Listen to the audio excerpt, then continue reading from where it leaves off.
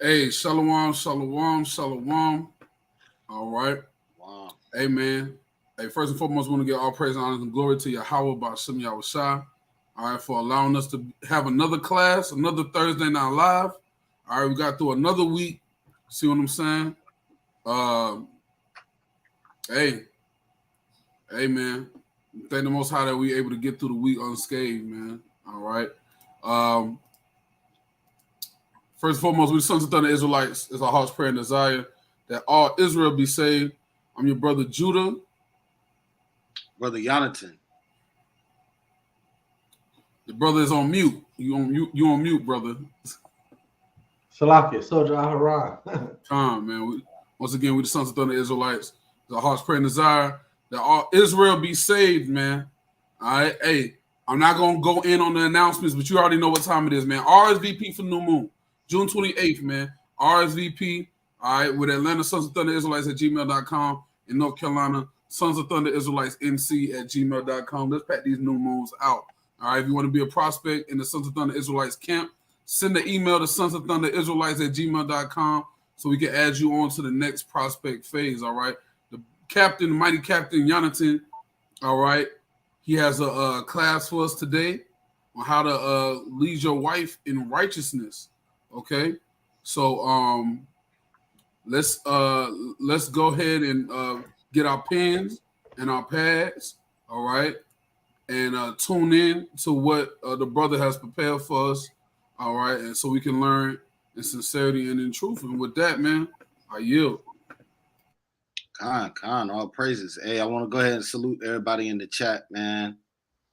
We got Christina, Warrior, Mike Allah, Joanne Gilchrist, Christopher Johnson, Brother Nayam, Shalom Ak, Vanessa, Believe Israel, Jasmine V, Al Ra'ah, Mighty Yahawada. Hey, right now, if you ain't already subscribed to that San Francisco channel, man, go over there and get that edification, man. Yeah, they doing good. Them brothers, hey, they gonna be on fire here in a minute. Brother Kevon, Michelle Watkins, DTA Twan, Shalom Ak. Soldier Kadar Aharon, Shalom, Boaz, Shalom. All right. Gollum went to Jared, Humble Lion, Alisa, Yara All, Shalom, Holy Yasha Allah, DJ Black, Azanya, Adawan Yakum Yah, Shalom, Adawan Malakaya, Tatiana. All right. Brian Christian Greer, Soldier Kaya, Shalom, and Minion Burks. All right. If I missed anybody, please forgive me. All right. So, hey, we want to go in, man. We want to go in. As always, we teach in practical knowledge. So it's nothing new tonight. I do have a couple of slides put together because a lot of what we're going to go over is based on research in the field. So one thing about Esau is he's going to study everything there is to study, right? He's doing scientific research on everything. He's doing scientific research on moon rocks. You know what I mean? Like he study everything. So we can take some of this information and use it for our better. All right. And what I'm gonna tell you right now is even leading your family and communicating with your wife as it pertains to leadership. Now, this lesson, let me say this real quick.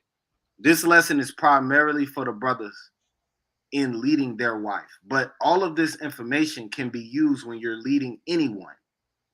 Cool. And it can be used by wives to lead the children.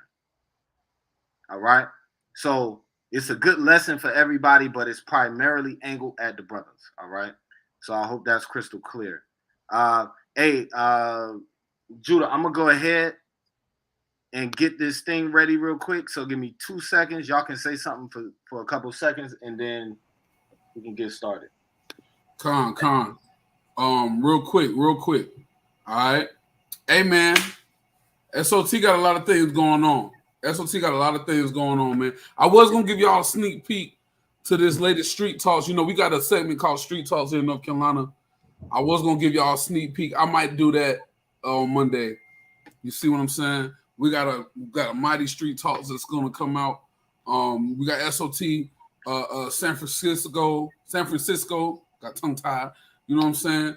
You know, Alabama, Ohio, Florida, right?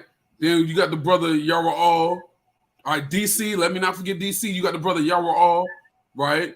What part of California is he in? You got to put it in the chat, man. I forgot. Stanford, California, something like that. Stratford, something like that. He close to the southern. He close to the southern Cali, man. Yeah, he out there close to Southern California, man. Hey, man. Hey, Babylon Vlogs on Free Course Fridays. All right, man. Listen, brothers who want to be a soldier in SOT, let me tell you something. Brothers is doing the work. Right. I'm gonna let you know that now. The brother Aharon that you see on the screen, he just got through the prospect phase, man. He don't been on 3-4 classes, man. All right. Hey, man, we doing the work here, man. If you want to become a brother of the camp, a soldier in the camp, and you want to help push this word forward, man, we want you to come through, man. Do the work. Do the work of the Most High. That's what the Most High called us to do, man. So, hey, he said Central Valley. He's in Central Valley. So we got a captain now in Central Valley, California. See what I'm saying? That's right. And Most High willing, we'll have more captains pop up in more cities, man. So, like I said, man, I'm pushing that. If you come in to be a soldier in the camp, come ready to do the work. All right, no slothfulness, no lazy brothers. We don't want that. We want brothers that's ready to push this word, man, to bid these people back into the marriage so we can get the hell up out of here, man. I'm tired of this place. Hey, that's right. Point blank, period, man. So, hey, you ready, brother? Yeah, Con, I'm good. So if you can share that screen, yes, sir. I'll go ahead and jump into it, right? So as usual, I like to use sources to back up stuff. You know, I don't want nobody. I'm just a man, right? And so nothing I say has any weight. So what we're gonna do is we're gonna lean on the resources and the professionals in the field. We're gonna lean on them to get the understanding on where I'm going with this. All right.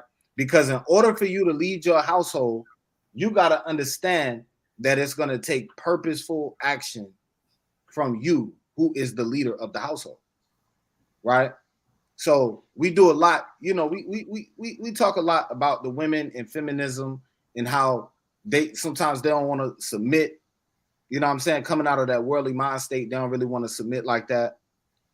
But let's focus on us as leaders for a couple of seconds, right?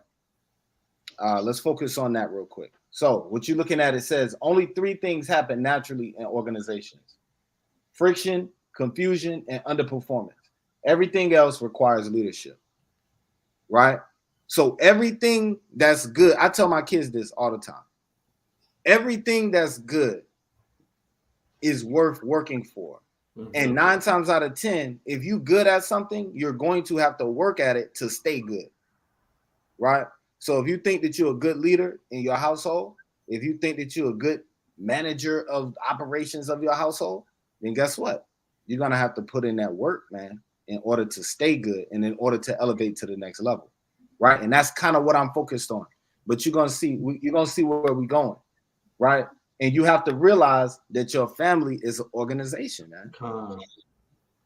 Your family is the number one organization in your life, right? And you're the manager of that organization. You manage the resources. You manage the scheduling of events, X, Y, and Z, whatever it is, right? Maybe you manage the finances, or, you know, in some cases, brothers might, hey, your wife might be a finance person. Maybe she need to manage the finances, but however it's working out, you're the head manager of the operation. Right? And so you have to put time and skill, or time and effort, into your skill of managing people. All right. So this is what I want you to focus on, right? The number one thing is you gotta be able to lead yourself. If you can't lead yourself, one thing about a woman gonna be able to see some BS when she see it, man. Like if a person not really attached to that thing mentally, a woman gonna see that 1,000 miles away. Yep. Yo, sometimes we go places and my rib be like, yo, that person over there, they wasn't feeling it. And I ain't see no clues or nothing to give me that information. But they call it women's intuition, right?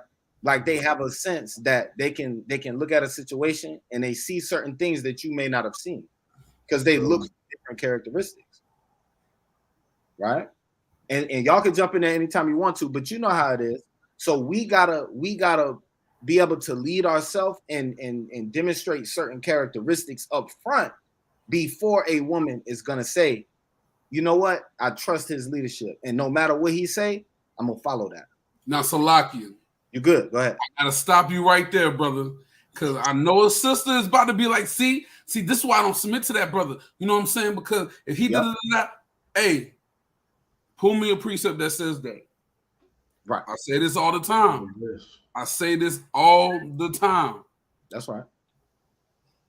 You cannot say I'm not gonna submit to this brother unless he does A, B, C, D, E, F, G. But then you submit to him in bed. Don't do that. Right. We're not doing that, sisters. There's no precept that says that. I'm gonna submit. The Bible says submit to your husband as unto the Lord. That's right. Right? But what the brother is bringing out before y'all get, now I'm not calling sister simple. Before anybody gets simple. Before Israel get there, yeah. Right. Before people take it and run with it, the brother is saying, brothers, you got to learn how to lead yourself first. That's right. So maybe you need to get some self-discipline before you get a wife. Absolutely. Facts. That's all he's saying. Don't take this and run with it, sisters. Facts. Okay. Salakia. Yep, you good. So to that point, man, that's what I always try to tell brothers, man, that's brand new to this truth. Because, you know, they think, okay, now I got to get a wife because it's lonely on the side. And it's like, man, listen, you need to build yourself first. Because like the scripture says, you know, the way a general is, so is his soldiers. Hey, that's right. You know what I'm saying? And you got to steer the ship, man. And if you, like for me, I think every marriage, like you said, is an organization, it should have a mission statement. You know what I mean? It should have a vision/mission statement, and you're gonna steer the ship. That brother getting into some stuff now, boy. All right. Go ahead. I'll let you go. But no, you're good. You're right on track. Keep going. All right, but you know, a lot of times I'm telling you, man, even in the world, whatever you do, you got to be dedicated to it because, like the brother said, women will see a poser. They know if you fake and they'll see right through it. And sure, have to battle in marriage is respect. You know what I mean? That's and right. If you're not even like respectable on what you on what you're supposed to be standing on, how's she gonna respect you? You know what I mean? If she don't, not to get worldly, but you know how people be like, respect my gangbang or respect my this or respect my that. If I can't respect that, how am I really gonna respect you as a man? Hey, that's right. That's right. And that's why I say you got to learn to lead yourself first. Yo, have you ever been to a job, right? Yeah. And the boss don't know the job. Yes. The boss don't know what's going on. Mm-hmm.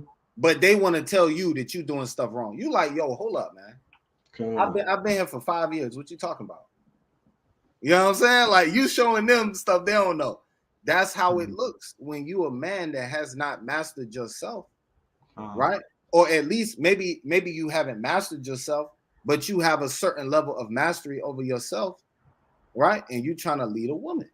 And you know what? And it's okay, brothers, to even though, okay, let's just say you came in truth with the wife, or you got a wife and you haven't completely mastered yourself. Because I mean, true mastery of oneself, that's a right. That's a lifelong process, correct? But show that you're taking an earnest effort to improve, you know what I mean, your characteristics or your shortcomings. And if you notice one, tackle that. And especially let your woman see you tackling that. That in itself is respectable. And that's literally half of this presentation. And I'm gonna show you research that supports everything the brother just said. Right? Because once again, don't just do things because you think it works for you and it's comfortable. 9 times out of 10, let me tell you something that they told me that hit me so hard, man. I went to a training course for my job, and they said staying in your comfort zone is gonna cause you to never get new things, right? Let me say that a different way. If you want something new, you got to leave your comfort zone, because in your comfort zone is the same stuff that's always been there. Cool. So it might be outside of your comfort zone to come up to your woman and say, we're not doing that. It might be out, like, for real. Some people personality is set up like that. It might be outside your comfort zone, but guess what? If you want to demand respect from that woman, you got to be 10 toes down in the truth, and y'all got to have a mission statement that goes towards the truth. And when you point them back to that mission statement, then it's not about you and what you want. You pointing them back to the mission statement, right? Now I'm gonna show you something. Let's get into this. All right. So these are the things we're gonna go over. All right, and we're gonna use scriptures, obviously. But number one, we're gonna go over balanced leadership and dedication, because a lot of the times, and matter of fact, before I go into that, I'm not even gonna go into it. Balanced leadership and dedication. Number two, you got to possess these 3 leadership qualities. All right, it's selflessness, honorability, and you got to be a good manager of skills. And I'm gonna break all of this down and tell you why it's important. But let me tell you something, and that's right, Adawan Yaquab said you got to be comfortable with being uncomfortable, right? And we learn that as young leaders, even from our leadership in the camp. You got to do stuff that's not comfortable sometimes, right? In order to achieve these results, man. You're not going to have a well-oiled machine at your house if everything you do is just the comfortable way of doing it. It's the easy way of doing it. It's not going to work. I promise you. It's not going to work. All right? So let's get into this balanced leadership and dedication. Let's get 2 Ezra 14 and 13 real quick. I got it. The book of 2 Ezra, chapter 14 and verse 13. And it reads, "Now therefore set thine house in order, and reprove thy people. Comfort such of them as be in trouble, and now renounce corruption." Now, we understand in the direct context that this can be applied to the nation of Israel. But even when you're looking at your house, man, right? You need to set your household that you live in order, and comfort the people who need to be comforted. Sometimes we forget that part, right? Sometimes we forget the part about comfort. So what happens is we create this persona of, I'm detached from the people in my family because I'm always doing the work. I'm always on the mission. I'm always X, Y, and Z. And the people at home feel like they on the back burner, right? That's not balanced leadership. Because now the scale is heavy on this side of doing the work, but it's not so heavy on the side at home. So that woman, as we was talking about before, that woman gonna see that the same way that you see when your boss going super hard when the CEO come in and he's slacking off when everybody else ain't there. You see what I'm saying? You see that shit. Salaki, you see that. So you gotta move in a certain way to let everybody under your leadership and under your care understand that their best interest is your number one priority. When you do that step first, they will start to see you different. They're gonna be like, all right, I don't agree with what he's doing, but I might need to be quiet because this person, they putting their back, they putting their head on the line for me, man. Right? So we're gonna dig a little bit deeper into that. Let's get Sirach 4 and 30. Because we're talking about balance. You got to set your house in order. Sometimes that requires a strong hand, right? We're not doing that. Nope, not doing it. Let's talk about something else, right? But also we got to use this side of the scale as well. Sirach 4 and 30. This is the book of Sirach, chapter 4 and verse 30. Be not as a lion in thy house, nor frantic among thy servants. All right. So we don't we're just gonna use 30. But we don't want to be a lion neither, right? And one thing about a lion is it devours its prey, right? It'll bring you into submission, but once it brings you into submission, you dead, right? You know what I'm saying? And we don't want to have that effect in our household because we don't want to kill people to the truth. We don't want to have people that's like victims to the truth. Like they like, oh, well, I'll do whatever you say, but they have no will to produce their own results. You know what I mean? So we can't kill that passion, and I'm gonna go into that.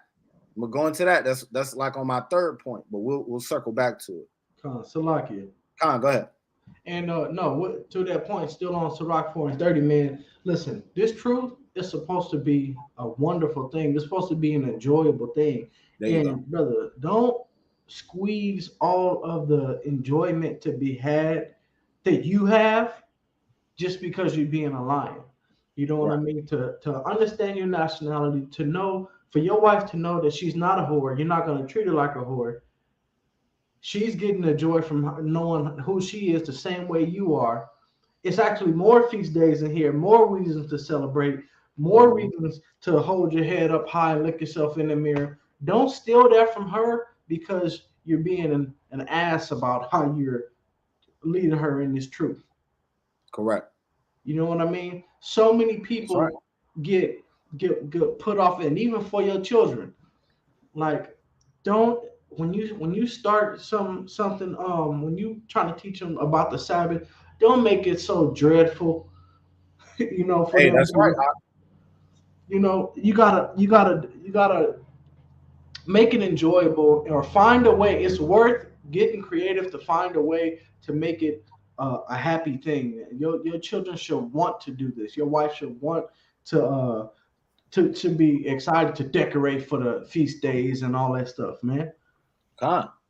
Hey, that's right. And you know what? That's funny that you say that, because what you're doing is you making a psychological bridge, and you're making this a positive experience. Absolutely. You're making the feast days a positive experience. Absolutely. Because what happens is some people, we leave the world and we feel we already have this idea in our head that now life is about to be less fun. We already got that idea in our head. But then when you make that become true, that life is now less fun, then they're going to move like that. They're going to be like, yo, you're going to start seeing the spirit get sucked out of people. Like, dang, man, you got another call? Like, yo, you got to get creative in this and finding ways to lead your household and have the people be happy. And we're going to talk about that in accordance with knowledge and in accordance with scientific studies that are done in the field. We're going to talk about that. So let me get this next one. Let's get Proverbs 11:1. This is the book of Proverbs. Oh, you got Judah got this one. Judah got this one. Okay. This is the book of Proverbs, chapter 11 and verse 1. A false balance is an abomination to the Lord, but a just weight is his delight. Hey, that false balance is going into using one of these leadership styles way too much and not using the other one. Right? Using you setting your house in order all the time, but you're never thinking about the fact that you can't be a lion, or you always not being a lion, and you letting this woman do whatever she want to do. That's also in opposition to the scripture, right? Yeah. Like most of the stuff that your wife wants to do, it need a con from you first. Absolutely. Right? But what happens is we be so preoccupied in X, Y, and Z that we don't have time to check what's going on. And she start to feel like, oh, well, you know what? He don't really care, so I'm going to just do what I got to do. And then now you got to deal with it on the backside. So we got to move. We got to be proactive with our leadership, all right? Let's get one more to prove this point. Let's get Ephesians 5:25. Okay, this is the book. In truth, Yah said, a righteous woman will follow a righteous man. Now, this is true. Now, this is true according to scripture. But we do also have situations where you have a man that's doing his best and a woman is not responding to his leadership style, which we also going to talk about. Because what happens is, as a leader, you got to understand, you cannot use the same leadership style for every person. That's a fact. You cannot use the same leadership style. It's not a cookie cutter approach. Like, this is how you deal with your wife. It's not gonna work because your wife and my wife came up in two different places. Their parents acted different, right? They have different triggers from their past. We got to take all this into consideration. And Salakia, Huh. I mean, call me excessively crazy, but I say what doesn't get measured doesn't get managed. So with that being said, I wouldn't even put you past doing a VARC test. A VARC test is a test to assess how you learn: visual, auditory, read, write, or kinesthetic, meaning you touch it. Because some people they can read and learn. Some people they learn by watching other people. Some people they gotta try it. Right. Now listen, if you anybody that you're leading, whether it's in an organization or even within the home, man, look online and find VARC tests and go through a VARC test, because then as you're trying to become a leader and maybe teach new things, whether it's the scriptures, stuff at home, how you're going to operate, you got to understand how this person learns. And That's then right. you give it to them in that way. It's almost like a love language type thing. Hey, that's right. See, this brother all in my nose, man. I don't like this brother. I got the book. Hey, Salaki, real Nah, quick. I had to explain, I coach ball, so I had to explain to one of my kids, one of my kids, he likes barking at everybody. You know what I'm saying? That's all he do. You need to catch the ball. And it's like, you being a leader, but you don't know there's different styles like Jonathan brought out, right? Maybe this kid, okay, you always barking at this kid, but when have you pulled him to the side and showed him how to do what you've mastered? There you go. You see what I'm saying? So it's the same thing, what the brother brought out is beautiful because, yes, we can't bark all the time, but sometimes we have to actually show. All right. So, yeah, that's all. That was a good. Hey, Aharon, they trying to figure out what's the name of that. It's called VARC, VARK, and they got certain tests like the ones I usually give. It's a piece of paper, and you got to go through it. It's a whole session, but it's a piece of paper. But just look up which VARC test works for you. And also for brothers that you have children, if you're trying to homeschool your children, listen, put your child through a VARC test, because then you can know how your child learns. Because one of the first things, most important lessons in life is learning how to learn. Hey, that's right. That's right. Hey, you are literally, we're going to circle back to this. And I want you to go more in depth, but there's more than one. There's what he's talking about is a comprehensive personality test. And they have multiple types. Right. They have multiple types. They have the 4 lenses.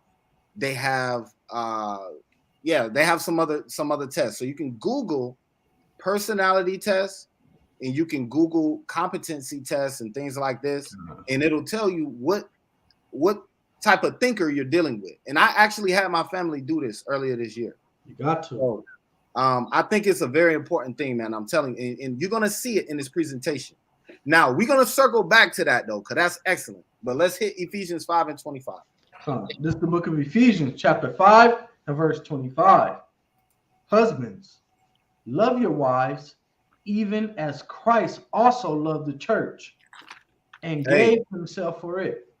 Now listen, we always break this down and we go into the part about how Christ died for the church and how Christ gave his life for the church, right? And I'm gonna go ahead with the notion. I'm just gonna assume that the brothers that are listening right now are willing to die for their wives, right? I mean, regardless of whatever small things we got, we willing to die for our wives. I'm gonna assume that. But let's take it a step further, right? It says, husbands, love your wives as Christ loved the church. Now, I got a question. How much time did Christ spend away from the church? How much time in Christ's life was he dealing with other people and not the church that he came for? And we know that church is synonymous with congregation. We can show that. That might be something worth doing. Church is synonymous with congregation, so we're dealing with the congregation of Israel. So how much time did Christ spend away from the congregation of Israel, man? In fact, he said, I came only for the lost sheep of the house of Israel. Hey, let's get two precepts. Get Luke 6 and 12, and the other brother get Matthew 14 and 23. All right, this is the book of Luke, chapter 6 and verse 12. And it reads, and it came to pass in those days that he went out into a mountain to pray and continue all night in prayer to God. Okay, so there go an instance of Christ leaving the church. In this instance, he goes off into a mountain to pray so that he can do what? So that he can be with the Most High God, man. And the Most High can pour into him and he can continue to pour into the church. Let's get that other one. Matthew 14 and 23. It's Matthew 14 and 23. And when he had sent the multitudes away, he went up into a mountain apart to pray. And when the evening was come, he was there alone. Hey, you see that? So he spent the whole day there by himself. He just sent the people away and was like, yo, I need some time. Yo, men, you need some time alone. You need some time to break away and go deal with the Most High, man. So, yo, this might be the one thing that stops your marriage from falling apart. Man. Your ribs say something crazy and you're like, all right, right? And then y'all bring it back square, however you do, and then you go be by yourself, man. Fast and pray so that you can know the right things to say, the right things to do moving forward. And Salakia, that is not the video game, brothers. Right. Hey, that's right. You know, it's not the video game. And I'm actually say it like this. I play video games, right? It can't be the video game because you know what's gonna happen. It can't be the video game in that moment. I'm not saying never play the game. I'm not saying never go out with your boy. I'm not saying that. I'm saying that time that you need to clear your head needs to actually be time that you're using to clear your head and be with the Most High. Because that's when the Most High gonna tell you how to fix what you got going on. And that's what Christ was doing. Christ was going there to be instructed by the Most High God. And then when he came back down, something spectacular happened immediately after he comes back down. And Salaki, you want that in the time of leisure is when you learn? Yeah, let's get that. That's beautiful. All right. I'll get in there after that. All right, you good. Yeah, come. Okay, this is the book of Sirach, chapter 38, verse 24. Let me grab it. All right, and it says, I turned too fast. Salaki. 38 and 24, and it says, the wisdom of a learned man cometh by opportunity of leisure, and he that hath a little business shall become wise. So just like the Adawan was saying, listen, take some time, especially if you need wisdom on how to deal with a difficult situation at home. Take a pause for the cause, player. God, that's right. Hey, listen, sisters, that does not mean make this about you now. Your husband is a leader in the truth. He's a teacher. He might do a lot. He has to work a full-time job, take care of you, take care of the children, take care of the flock, teach on Friday night, teach on Saturday night, have meetings with the brothers, whatever, prepare classes, study, still give you attention. You know what I'm saying? That's right. Don't make that about you when he needs that time to be with him the most. Oh, you don't want to be because y'all quick to do that. Right. I'm gonna keep it 100. Y'all quick to do that. This is not the time to make it about you. How about you be the support system and say, hey, you know what? Take all the time you need, right? To replenish your spirit, and I'll be here when you get back. Is there anything I can do to make that time more, make the process more smooth? Yeah, that's right. Because sisters will do that. A brother need a little bit of time to be to himself. Now it's, oh, you don't want to be with me, and what am I doing wrong? And you're not attracted. Stop making it about you. He could be perfectly in love with you. You might be the finest thing he ever seen in his life, but he still need time, yo. That's right. I was thinking about this today. That's right. Hey, and you know what? These are heavy points, man. These are heavy point because it's a flip side to every argument. Yes. Right. They'll say, well, you know, how much time did Christ spend away from the church? Okay, that's a good example. But how much time did Peter spend with his wife? When Christ was on earth, Peter was with Christ. Point blank. Paul worried about a woman. Right. Paul was like, yo, I don't have time for a family. Right. And all of us ain't that strong. Let's just keep it real. No. But I'm just, you know what I mean? So, but we gotta keep it in perspective, Israel. And the only thing I'm showing you is that, you know, as a man, we have to show balanced leadership and dedication. And women, y'all have to show that same balanced leadership and dedication. Right? Because you wouldn't dare come up to Peter and be like, yo, Peter, you spending too much time with Christ. What? You see what I'm saying? But now, just because Christ ain't here on earth right now, and my version of doing that is going to camp, now you're going to give me hell for 3 hours. No, we're not doing that. Right? And that's the way it's got to be. Come on, go ahead. I'm going to be quick with this. But I was thinking about this today, right? People, especially camp bashers, right? Or individualites, they will harp or they will talk down on us, but are not willing to do what we're dealing with. Right? For example, you're the leader of a camp. You have to take counsels. You have to counsel brothers. You have to counsel marriages. You have to correct brothers. You have to bring new brothers into the camp. You have to teach. You have to prepare lessons. You have your wife. You have your children. You have your full-time job. You have bills to pay. You have things that you have to do. You may go to the gym. You might have all these different things, and you still have to lead a flock at the same time. Correct. Where people are really they're not worried about your well-being. It's more like, hey, I need you when I need you. I need you now. I'm not really worried about what you got going on. See, there a lot of people and our sisters have a bad habit of this. Y'all only want what y'all want, and y'all are not thinking of everything that brothers, especially brothers in the truth that are pushing the word, have to go through to do that, to be a leader. You see what I'm saying? Right. And all the camp bashers, you're not willing to do what brothers have to do to be a leader in Israel. Right. So, like the brother said, man, brothers, take your time, take your leisure time, and wives, be that support system. I yield on that. Hey, Khan, hold on real quick before you get in there. I wanna make sure to say this because Mina Israel brought up a good point, right? And I'm actually going there because remember, as I said before, I'm focusing this lesson more on the men developing leadership qualities, right? So I will address what Mina Israel said, but I'm gonna let the brother Aharon go ahead. Salaki, because I wanted to bring, because one of the precepts I have is about the dedication that we had from the previous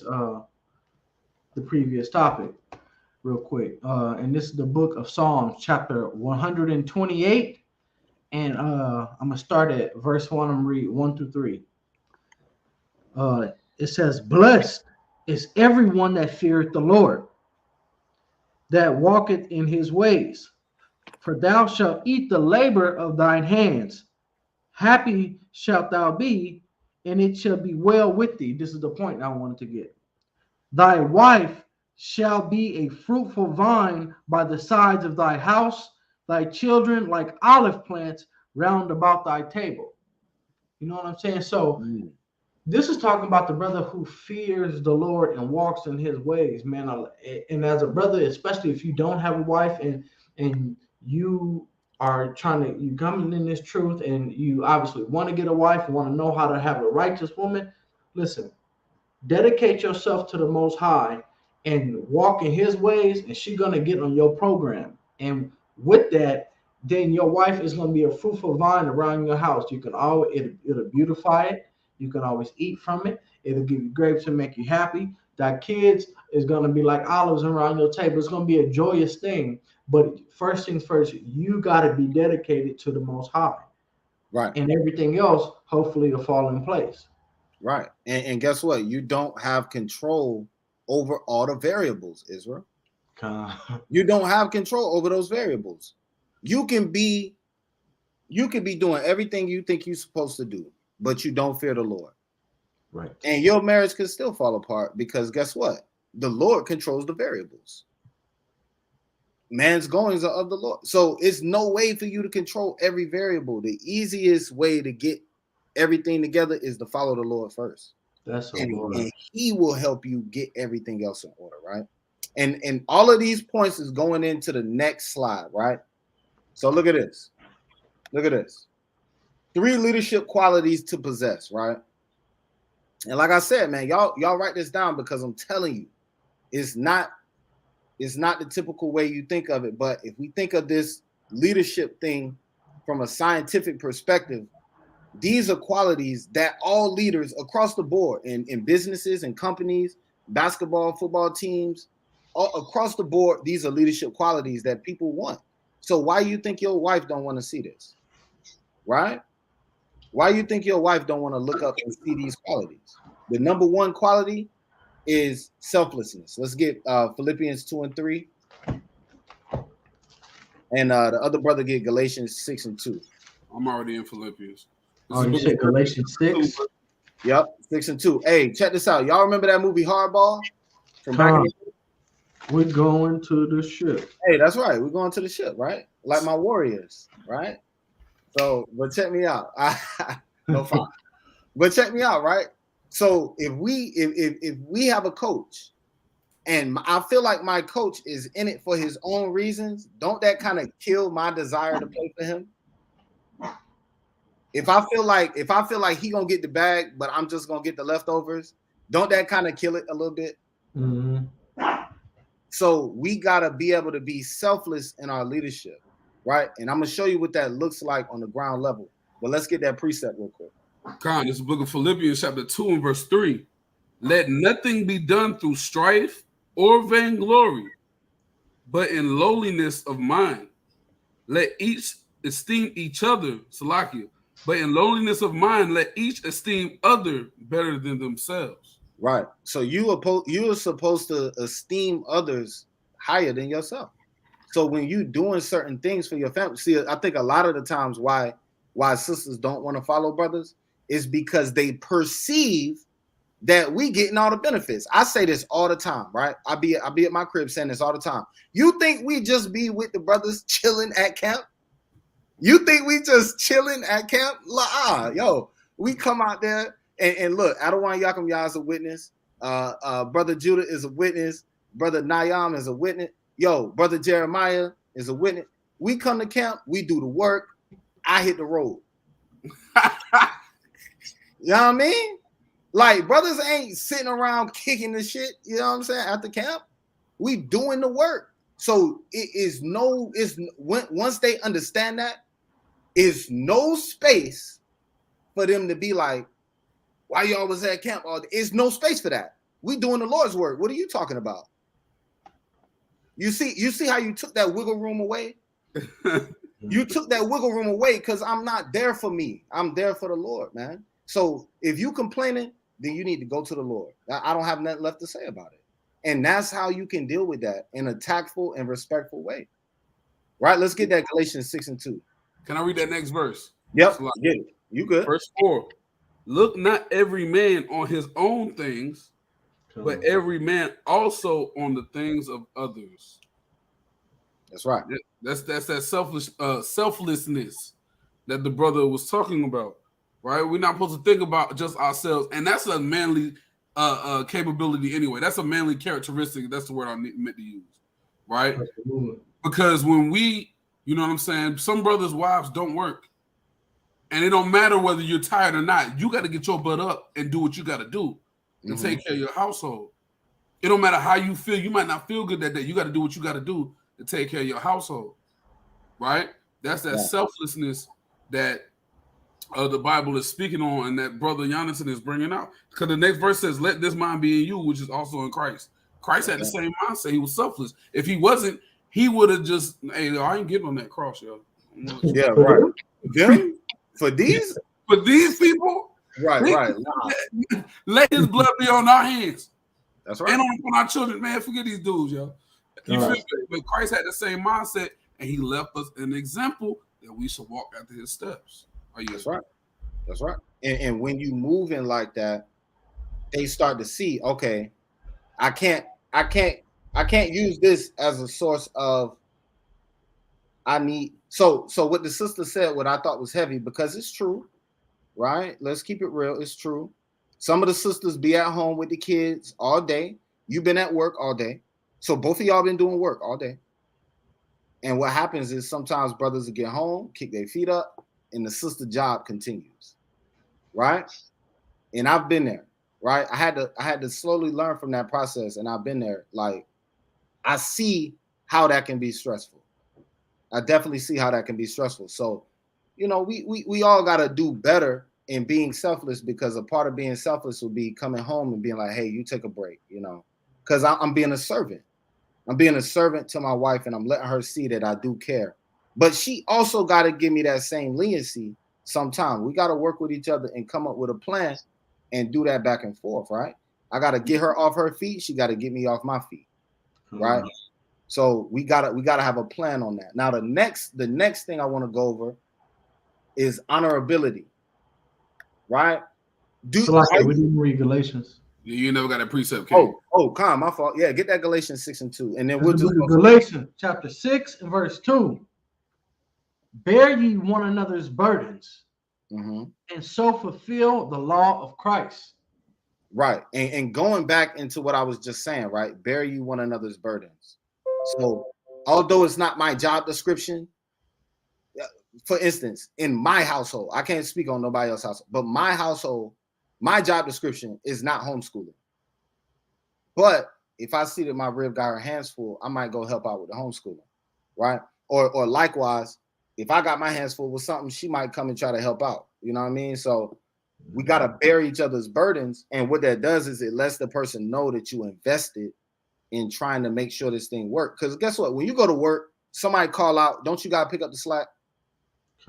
You see what I'm saying? Somebody got a sick day or somebody on bereavement, you got to pick up the slack, man. So it's like, it's not unreasonable to ask that, right? But you got to have that communication, which leads me to this point. You got to purposely improve your communication skills. Because I promise you, your communication skills ain't as good as you think it is, right? You try to be a leader. Your communication skills with your wife is not as good as you want it. Mine's probably trash. You know what I'm saying? I know mine is trash. You know what I'm saying? If I can make it look like I'm trying, then I can at least improve on that end, like, you know what I'm saying, and try to improve. So, but check this out, right? Honorability is the next point I want to get to. Right, let's get Sirach 28 and 13. So this another thing. This goes into credibility. Honorability and credibility can kind of go hand in hand, right? This is the book of Sirach. Yeah, hold on real quick. So what do I mean by honorability? Let me see. I got it written down here. Hold on. Yeah. So honorability is this. I can honor this person because I agree with what they're doing, and what they're doing is honorable. So therefore, now this is going to be a cut, I promise you. What they're doing is honorable, and therefore I can't get in the way of what they're doing. If you going home to your rib and you telling her all the bad stuff about the camp, then when you go to camp, she gonna be like, why are you wasting your time with them? Right. You see how easy that's the dumbest move. Like, the easiest way to do that is to say this. Yo, I'm stressed. You know, it's some things I can't talk about. Maybe you can use hypothetical. I don't know what you gotta do. If you gotta get it off your chest at home, then use hypotheticals or something. But don't tell your wife about brother X, Y, and Z and how he a damn dirtbag. And then when you go hang out with him, she gonna be like, how he a dirtbag if you hanging out with him? And she might even want to add in some stuff. You can't do that. You can't do that, yo. Hold on. I'm sorry, brother. You just said something. Because we talking about marriages right now. Let's relate this to the marriage. That's right. Brother, sister, shut up. That's right. Stop telling your family everything that your husband or your wife is doing. Because guess what? You ain't going nowhere. That's right. So you doing all of that to stay. So Right. now your family can't get over whatever you telling them about, and they looking at you, your spouse crazy. Because I'm the type of guy, you looking at me crazy, I'm gonna ask you what's up. And then I'm gonna go to you and be like, so you must be saying something that makes them feel like they can talk to me this type of way. Right. You feel me? And then now you gonna be embarrassed. Like, you see what I'm saying? Shut up. If you're not going nowhere, which you shouldn't, first of all, but if you're not going nowhere, shut up. What's the point? That's right. Get a diary, write it. Once it's over, rip it up, throw it in a damn fire, and let it go. Hey, like, that's right. Put it out some other type of way. But be quiet, bro. Because they're going to be looking at you like, why you still with this man? So they're gonna do it 3 ways. They're going to look at you like, why you still there? Then they're going to look at the person that you're talking about like, yo, man, get out of here. I don't want to hear nothing from you. Right? And then if you don't go nowhere, then they're going to look at you again and be like, why you ain't leave? So it ain't no good that's coming out of that situation. Right. Absolutely. And Salakia. Right. And to land me back on that, how I like to summarize this when I tell people this is like, listen, your loved ones that you gossiping to, they're not going to remember what happened. All they care about is how that person made you feel at the time. There you go. You know? So what they're going to remember is that I made her sad, or I made her this, or I made her that. They don't care about what she did all up until that. All they're going to remember is how I made them feel. And then now once you over, because you know that you contributed to it later on down the road, they still look at me as the dirtbag that made her, that you made my niece sad, or you made my because they care. People don't remember what you say. They care about how you made them feel in general. And I wanted to get a precept for what you said about not gossiping about the camp. If I go ahead. Good. This is the book of Micah, chapter 7 and verse 5. Now, listen, brothers, don't use this to keep on a whole bunch of secrets. This is not what this is for. I want to preface it with that. But the book of Micah, chapter 7 and 5 says, trust ye not in a friend, put ye not confidence in a guide, keep the doors of thy mouth from her that lieth in thy bosom. So this is saying, listen, sometimes it's not everything. You don't have to go back and pillow talk, because you can guarantee, like the brother said, that once you're over whatever it is and what you're going and hanging out with them, she's gonna be like, why are you dedicating yourself and you taking time away from me to be with them, and you were just telling me about them? Right. So yeah, sometimes just hold it down. That's right. And guess what? A lot of the times that stuff that you're going back and you frustrated and you complaining about, you're just venting because you feel that way right now, but you don't hate that brother anyway. You know what I'm saying? Like, you think he a good brother, but it's something that he did or something. So you going back and pillow talking and you causing all that strife on your own, right? And we got the precepts on the page. So I'm not even gonna hit all those precepts. Everybody know the precepts on running your mouth too. Just shut up. Simple. It's that simple, right? And it's already been an order from the beginning. As far as I remember, all of my Adawanian told me shut up from the beginning. So that's an order. Like, just shut up. Don't go home running your mouth, right? Because you're just gonna sow discord, and then when it get too hot, you're gonna bounce and leave the camp. And then we're gonna be left to deal with the foolishness you started. All right. So let's move on from that one. Now these, once again, I'm talking about double talking. I'm talking about selflessness, honorability. These things go into what's gonna make you look like a person that a woman would want to follow. Right? That's what we're talking about. What's the last one? Being a good manager of skills. Now, why is that important? Why is being a good manager of skills important? This one right here is heavy too. All right. Let's get Philippians 2 and 13. Mm-hmm. And look, and I gave it away too early. I'm gonna take that off the screen. Good. All right. This is the book of Philippians, chapter 2 and verse 13. Mm-hmm. For it is good. For it is God which worketh in you, both to will and to do of his good pleasure. That's right. Hey, it's the Most High who is in a person to make them do according to his good pleasure. You ain't just wake up in the morning and say, yo, I'm going to do this work. Your wife ain't wake up in the morning and say, I'm going to take care of the house. I'm going to take care of the kids. I'm going to take care of my husband. Right? The single sisters ain't wake up and say, I'm going to be righteous and I'm going to be humble and I'm going to be submissive to whatever man the Lord puts in my life. They ain't just wake up and do that. The Lord had to put that unction in them to do that. That's right? But they also have other skills and abilities. And you got to be careful how you manage those skills and abilities. Because once again, everything that happens in your house requires a con. That's from your daughters. That's from your wife. So if my wife want to start a t-shirt business, right? I gotta give her a con. But if that's her gift and she able to provide something for the nation and provide fruit for the Most High, I gotta be careful how I manage her skills. That's gonna make me somebody that she wants to follow. Because she's gonna be like, you know what? I don't agree with everything, but he usually be right. You know what I'm saying? Like, and when you dealing with people like that, it's hard to say. It's hard to buck up against them because they usually be right. You know, that's why it's so important to have that mission statement. You know, right, and that goes into exactly what you was talking about. I'm about to circle back to that. Give me one precept, and we're gonna circle right back to that mission statement, and you're gonna see how I tie it in.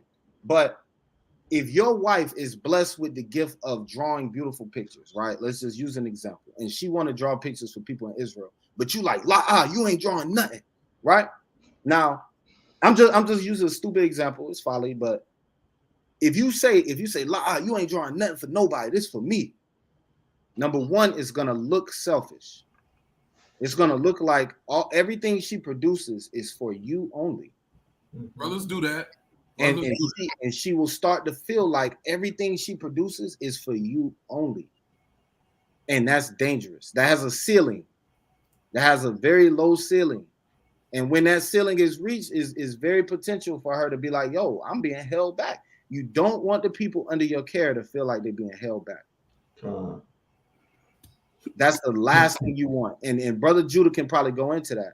But if you have kids on your team, you don't want them to feel held back. That's the last thing you want them to feel like, yo, if I wasn't on this team, I wouldn't have learned X. I wouldn't have learned Y. That's how your people got to feel, man.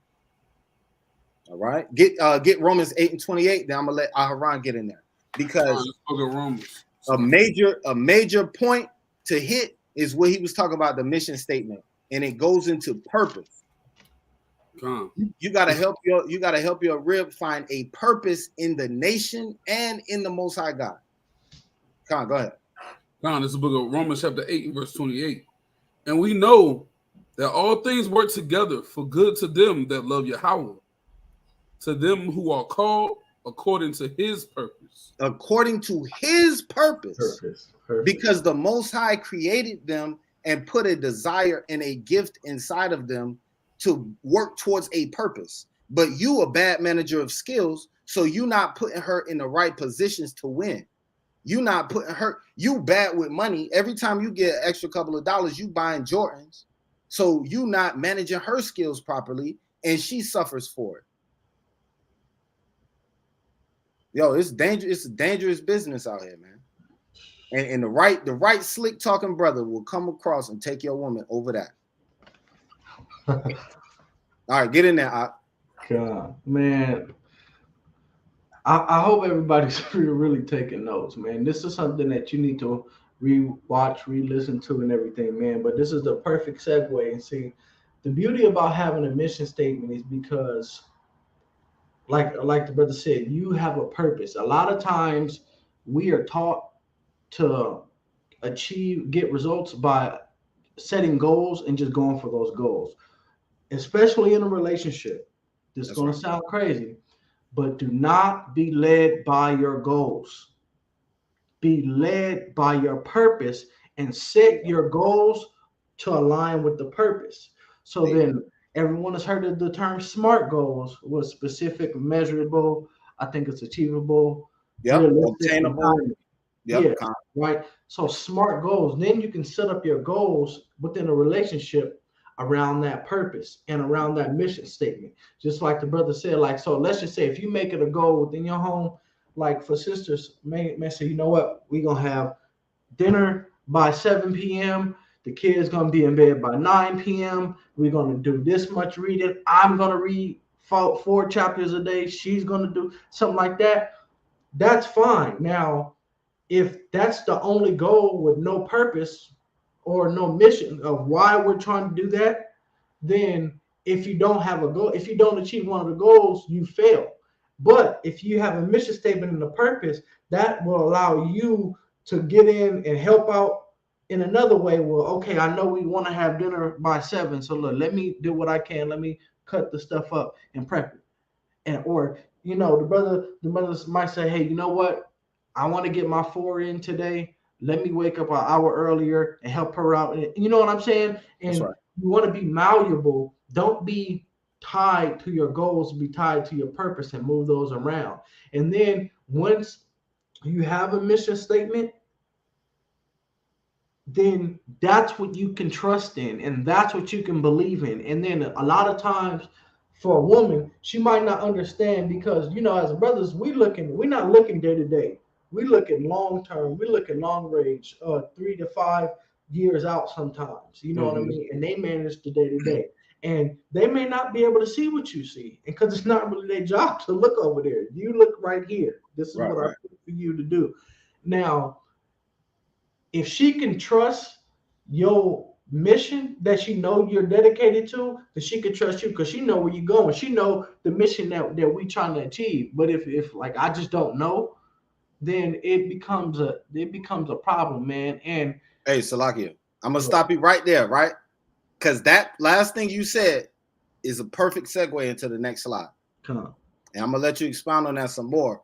But basically, what he said, the last thing he said was, if she can trust the mission statement, then she can trust you because you a manager leading her towards that mission, right? Both of y'all came together and came up with a joint mission, and now y'all moving in that direction.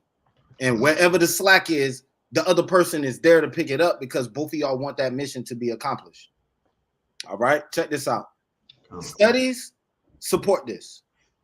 And we're going to actually come back to that Psalms 128. That was such an excellent precept. Matter of fact, let's hit that first. Psalms 128 and 1. That was such an excellent precept. The water, I don't know. This is the book of Psalms, chapter 128 and verse 1. Blessed is everyone that feareth the Lord, that walketh in his ways. Verse 2. For thou shalt eat the labor of thine hands.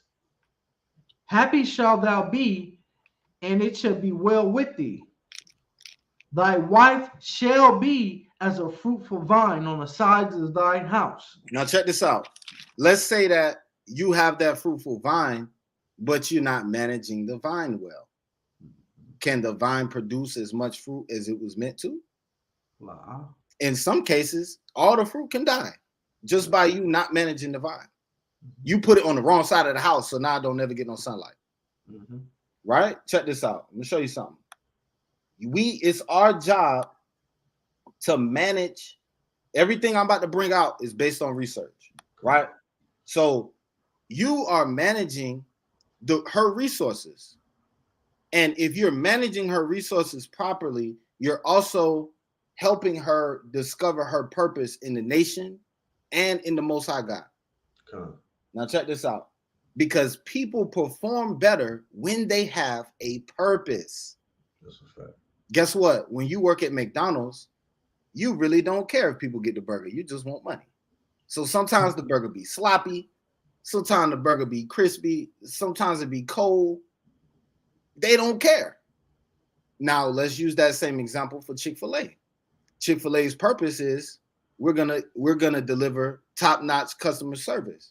So they train their people and they develop a purpose within those people that, when everybody you speak to, you're gonna say, it's my pleasure. Everybody you speak to, you're going to say it a certain way, and you're going to call them by their name, and you're going to deliver their bag to them crispy, and you're not going to give no half. You know what I'm saying? They got a certain way that they move. Right? Now check this out. This is from Pew Research. It says finding meaning in what one does. From work to travel to personal hobbies, people across the 17 public survey draw meaning and fulfillment from the activities that make up their daily lives.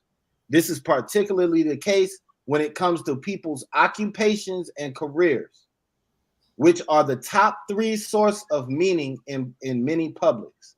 So what they're saying is people draw their purpose of their life from their occupation. Now, if you have a wife that stays at home with the kids, what is her occupation? Her occupation is taking care of the house.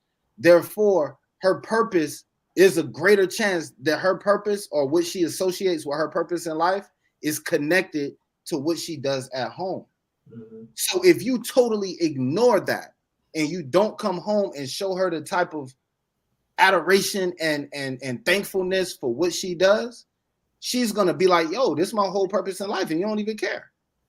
Do you see how psychologically you got to be on top? Like, that's what I be saying. Like, when we are Israelite men, we got to take this thing to the next level, because we trying to create a nation that's on the next level. I'm going to keep reading. It says, people mention finding meaning in a myriad of aspects of work, such as the mission of their own profession, their co-workers, or their sense of personal growth it provides them. And I'm going to show you some stuff. Now, look at this. Now, there are certain things that enable meaning in people. And I'm going to kind of gloss over these, right? But out of the people that they surveyed, Pew Research surveyed, they went to many different countries and they surveyed people in the public. And a lot of people, it says financial considerations. It says material well-being, stability, and quality of life. When describing their sense of meaning and fulfillment in life, many of these advanced economies mention their material well-being, stability, or quality of life as being those top things that provide meaning in their life, right? Now, let's make that make sense. In Spain, 42% of the people thought that their material well-being was connected to their purpose or their meaning in life. In the Netherlands, 33% of people. In Italy, 29%. These are high numbers, by the way. The US is all the way down at 18%. But still yet, it's a lot of people who consider their material well-being as an important indicator of how well their life is going and how much meaning they're drawing out of their life. Now, this is the advantage that you have, Israelite man, right? If you are a breadwinner. If you're not a breadwinner, then the next slide might help you a little bit more. But for this slide, if you're a breadwinner, then you provide that meaning. You provide this source for your family, which means that you're totally in charge of their well-being, their quality of life. But you got to understand what they mean by that. Because in Africa, quality of life means something totally different than it does here in America, right? Like, you might have a beautiful house here, but your wife might be like, yo, we need a new rug for the kitchen. Yo, because I be standing in there all the time. I need something plush to stand on. We not doing that. That's stupid. We not doing that. You know what I'm saying? Little things like that. You'll be very surprised on how far little things like that can go to have somebody trust you as a leader. Right? It's a like you. Khan, let me just finish that thought. It's the same thing with my job. I work on a computer all day, right? So if I tell my boss, yo, my mouse is broke, I need another mouse, I expect my boss to give me another mouse. That's a fact. They're not going to be like, oh, man, you don't need that. Come on. Right? Because if they do that, then I'm going to be like, dang, you don't even care about me. Like, you don't care how comfortable I am. Yeah, I need a new chair. I need a mouse. I need a whatever. And if they get that, then I start to trust them and I start to feel like they care about what I'm doing. Con, go ahead. Con, perfect segue. See, man, you gotta you gotta give people what they need to shine, man. And brothers, listen. Think about, okay, obviously we're to fear the Most High and keep His commandments. But if you think about what it means to be a true, powerful Israelite man and all the things that we take on in this walk, think about that entire spectrum. For the women, the majority of what they aspiring to be in this truth comes through the home, comes through being a good wife, comes to keeping the house. Now, if you're not enabling her to do what she need to do, that's like you coming in the truth and nobody, they barely let you read, they don't let you teach, they don't let you grow, they're stunting your growth, they're not letting you do what you need to do to be fulfilled as an Israelite. Right. And in the home, you've got to allow the woman to do what she needs to do to be able to build herself up. Because surely she didn't come out the world. Surely she didn't learn who she is. Surely she ain't being the best woman she can be just to wait on you to be able to tell her yes, no, maybe so. I mean, granted, it's okay. You know, she got it. Like you say, everything deserves a con. But man, let that woman flourish and become the best Israelite woman that she can be in being your wife. That's right. That's right. Oh, And yeah. let her learn how to provide value and give her opportunity to grow, which we're gonna get into. We're gonna get into that, right? Another thing is freedom and independence. This is a heavy one. A lot of people in the world connect their meaning in life and their purpose in life with their level of freedom and independence. When you come into the truth, a certain level of your freedom and independence is restricted, especially as a woman. We have to admit that. So now that her freedom is based off of what I say, I have to be wise and not to be totally restrictive, right? I have to have a nice balance. That's why the scales was on the thumbnail. I have to have a nice balance, and she got to trust that balance, and it's got to be in accordance with our mission statement. And our mission statement should be, we're going to keep the commandments and get this kingdom. Right? Let's move on. I'm going to fly through these last ones, then we're going to close it up. Because it's a lot of information to unpack. So what I did here was, this is from Northeastern University. They did the 5 qualities of effective leaders, and I'm just going to talk about 3 of them. The first one is they're self-aware and they prioritize their personal development, because that's why I told you before, a good leader understands that he's leading himself first. That's a fact. All right. Number 2, they focus on developing others, which goes into what the brother just said. You're providing opportunity for the people under you to be greater. If your people not growing, they're going to leave the job. That's a fact. When you ever got a job that they was like, you're never going to be the manager, you're always going to be at the bottom, but here's when you start. I don't want that job. Right. I'll take a job. Right. People don't quit their job, they quit their boss. No, that's a fact too. Right? Or sometimes they quit the organizational structure. And we gotta be careful of those 2 things, right? People quit their boss and people quit their organizational structure. So as a good manager in your own house and in your own family, you got to make sure that you're not that boss that people want to quit, and you're not that organizational structure that people want to quit. All right. And then the last one that I'm gonna pull out is they encourage strategic thinking, innovation, and action. Right. And this right here goes into the true meaning of a helpmeet. Sometimes your rib has good ideas. You have to acknowledge those good ideas, because if you don't, it is no reason for her to have them. And number 2, right? And number 2, the Most High put the spirit in her to have some of these ideas. What if you smashing those ideas, man? Yo, hey, Salaki. Hey, man. Hey, Tati is definitely going to be a part 2. Now, he don't put the battery in my back now. Yo, listen. Listen. You don't know everything. Let's go for brothers, sisters, leaders, whatever. You don't know everything. There you go.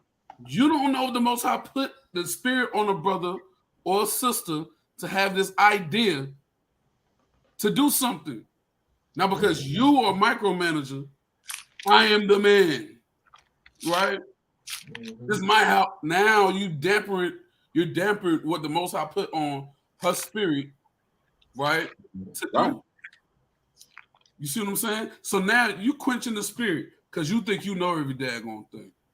That's right. And the Most High put it on somebody's spirit to do something because you think you the man and you know everything. Nah, we ain't gonna do that. What are you then? Right. I would say you're an adversary. Hey, that's right. What I would say. God, I mean, you man, yeah, baby.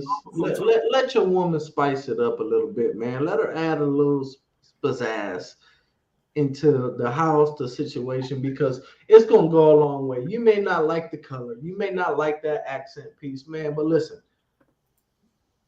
she's trying to keep this home, man, and some stuff is just worth it to let her do it. You might develop a taste that you didn't know you had because you thinking, oh, I'm a brother, I gotta da da da da da. Listen, you looking 1 to 5 years ahead. She's worried about here day to day, man. Allow that. You might learn something. Hey, that's right. And look, I want to pull this precept out one more time. This Philippians 2:13. For it is God which worketh in you, both to will and to do of his good pleasure. It says, do all things without murmurings and disputings, that you may be blameless and harmless. So guess what? If it's God that works in that person, then you being the adversary, like the brother said. All right. Now, of course, we know every situation takes wisdom. You can't use this blanket approach and go home and be like, yeah, now you got to listen to me. That's not the right way to do it. We're just saying that leadership qualities that I did not write these leadership qualities. They're recognized, and many studies have shown that these characteristics are desired among leaders. Yes. All right. And let's go ahead and finish this out. This next page. You have to be a servant. And I'm not even going to get these precepts, right? But you got to be a servant, man. That's the bottom line.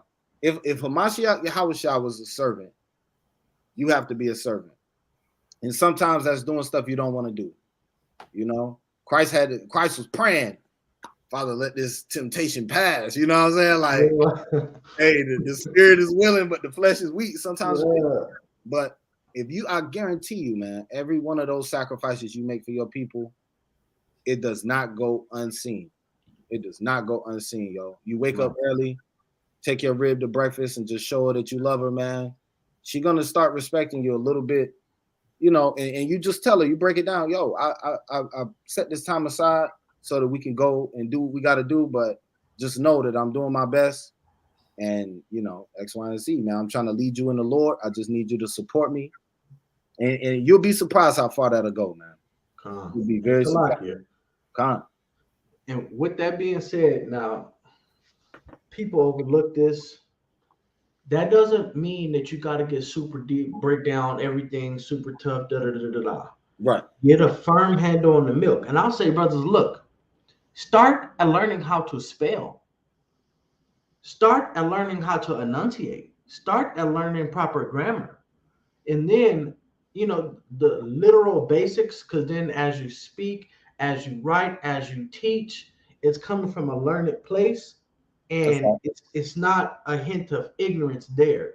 Then that'll make them respect you even more, just because you know actually how to communicate, because that is part of communication. I'm sorry, we cannot, you know, only communicate in slang and use curse words because we don't know we don't know the word to really express what we're trying to say. Right. You know, and then that shows dedication even to the details of your craft. And you never know, that might spark, you know, your wife being a little bit more detailed in the care that she puts in the home. Right. You know? But that's just my pet peeve. I hate reading stuff. Nah, that's good stuff. That's good stuff. Look, the small things mean the world to a woman, right? And guess what? You know, every street is a two-way street, and every story has both sides, right? Okay. But if I'm gonna say it like this, right? I think this is probably the wisest way to say this. If you putting in your best effort and you learning how to communicate better, and you understand that you don't know everything, and you're moving in wisdom, then your conscience will be clear. And then if it works out, Most High willing, it works out, and your marriage is strong and it thrives until the end. If it doesn't, then you did what you were supposed to do, and you can't be to blame. Right? It's a win-win situation. All right, let's get this last thing. So these are the actions you want to perform, right? You gotta be able to perform positive problem resolution. I don't know how small this is. Y'all let me know if this is too small. It's right? legible. You can see it? Okay, Con. But positive problem resolution. You gotta stick to your word. If you be like, yo, we going out to eat on Sunday, then go out to eat on Sunday. You know what I'm saying? Like make your stuff happen so that when it's time for you to do what you got to do, it ain't no more questions. Stick to your word. And then selfless. You got to be selfless. All right. Let's go to the next one. Things you got to know. The brother actually mentioned one of these earlier, just stole my slides. Right? But communication style. Every communication style don't work with every woman. That's a fact. All right. So if you got multiple wives, then you need to learn multiple communication style, brother. That's on you. I gotta learn Chinese. That, brother. That's you. Right? Love language. Love language is, and I've read a book. I don't have it right now. I read a book back when I was in the military. Yeah, everybody reading it. But a love language is this. If your wife likes to get flowers, then buy her flowers. You can't. If your wife's love language is getting flowers, that's the only way she receives love. Then if you come and give her a hug, that don't really mean as much as you think it does. Mm-hmm. And it doesn't matter how much you love hugs. It's about what she loves. So you got to give that person what they love. That's a love language. So learn that. And by learning that, you'll learn a lot about your spouse. That goes back to the test that the brother was talking about. Yeah, take the test. It's like an 18 question test. Right. You can go on like the 5lovelanguages.com or something like that and look it up. And it's like the love is acts of service, gifts, receiving gifts, words of affirmation, quality time, and physical touch. Yep. You know what I mean? And hey, it could be both. Like if for you, if like the brother said, so let's just say if she gives and receives love by, you know, an act of service, and you might be quality time. Well, you thinking, hey, well, you know what? Spend all this time with me. Wake up in the morning, spend every morsel of time, and she might be like, listen, just take the trash out. I don't even gotta spend all day with you. Yeah, right. You just doing something for her. Say, you know what, baby, look, let me go put some gas in your car. That goes a lot further than you trying to spend all day with her. That's right. And you don't understand why you like, well, I gave you all my time. Well, that's not even how she received love. That's right. That's right. And you got to give people what they want, man. You don't always give them what they want, Israel. You know, y'all be simple. Y'all, brother, that's going to be a 2-second clip. Brother said, get a woman what he want. He teaching happy wife, happy life. Right? We know happy wife, happy life is a fallacy. But we also know that if you're not making your wife happy, then your family ain't going to stay together. So we know that as well, right? So let's not be simple. And then the last thing is leadership qualities she responds to. You have to know the leadership qualities that she wants to see.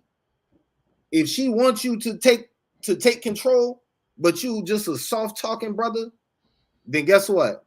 You gonna be doomed. You better learn how to take control. You know what I'm saying? Like women want you to take control, man. What's up with this? These brothers that want to be soft talking all the time. No, you say you gonna be doomed. Yeah, I couldn't think of another word, man. Hey, look, they said who that was. Kahari said something about the vocabulary or something. I don't know what he said, but yeah, he said proper diction is my diction is low right now. All right. And look, the brother. That's right, Gary Chapman. That's the Edomite who came. Yeah, that's right. That's his name, Gary Chapman. I got the book downstairs. And look, I'm telling you right now, you implement these things. I'm gonna pull my last page back up one more time. Let me pull this up one last time. You implement these things, man, and people will be able to trust your leadership. All right. That's on any level. That's not just in the house. That's if you're a wife leading children. That's if you're a man leading a wife. That's if you're leading a baseball, football, soccer team. All right. So, hey, That's all I got. I do appreciate y'all, man. I'm gonna minimize my screen, and then we can go ahead and close this down. Come on, man. That was an excellent class. I'm gonna come back with it. I'm gonna double back. I think I might do it next week, and do a spinoff of this class, most high willing. All right. That was a beautiful class. All right. Once again, hey man, pack out the new moons. All right. Hit us up, Sons of Thunder Israelites at gmail.com if you're in the Atlanta or Georgia area or surrounding, and you want to go to the new moon feast. Also do the same for North Carolina. All right. Sons of Thunder Israelites NC at gmail.com. All right. Go ahead and send your emails if you want to do the work with the brothers and sons of Thunder Israelites and help edify the people in sincerity and in truth. All right. Send an email to Sons of Thunder Israelites at gmail.com. All right. And we'll get you in that prospect phase, most high willing. Sister Jacqueline says she's in ATL area. So go ahead and send an email, sis. All right. Go ahead and send that email so you can get with the brothers and sisters and keep the feast, because there is a statute and a law in Israel. Hey, I that's probably right. saw that Passover. Everybody say they're law keepers. Oh, I keep the law. I keep the law. And don't go to the moon. Yep. Right. Well, what are you doing?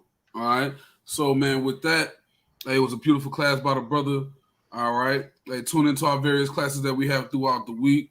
All right. Come to camp. All right. Hey, you already know, man. We got next. Esau, you can't get away. We fixing our family structure. All right. Beautiful class by the brother, man. With that, we the Sons of Thunder Israelites.